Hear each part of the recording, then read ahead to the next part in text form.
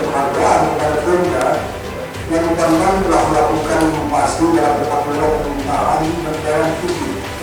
serta inovasi lainnya sesuai dengan kewenangan daerah konteks penyelenggaraan urusan pemerintahan daerah. Beberapa tujuan kita harapkan dapat mencapai dari kegiatan ini. Yang pertama, kita mampu melakukan pengukuran terhadap